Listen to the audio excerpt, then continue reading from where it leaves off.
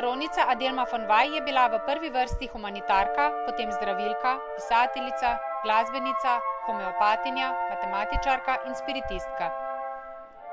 V okviru spremljevalnega dogajanja na Konjiškem o Adelmi von Vay se je predhodno odvila še otvoritev slikarske razstave portugalskega slikarja Joma Sipe, ki ga je navdihnil simbolizem v Adelmini knjigi Duh, sila, snov. Razstava je na ogled v Mestni galeriji Rimer do 10. januarja 2013.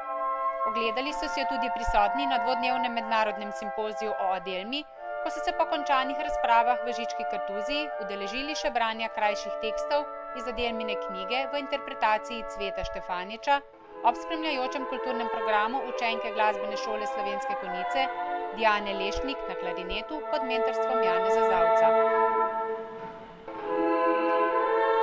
Adelma je v svojem času daleč izven meja Štajerske slovela kot velika humanitarka.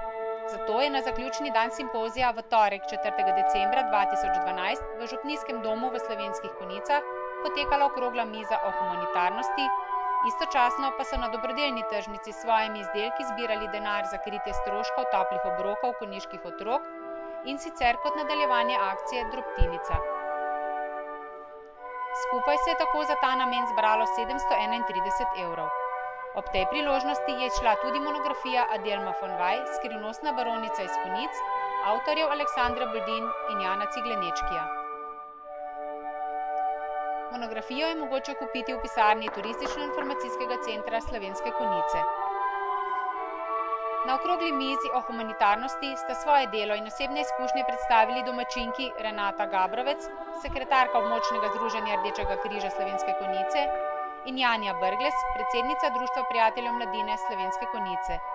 Častni gost je bil Rudolf Pasjan iz Švice, ki je predstavil svoja osebna doživetja širjenja dobrodelnosti po svetu. Za zaključek je v konjiški cerkvi Sveti Jurij v Slovenskih Konjicah poskrbela glasba.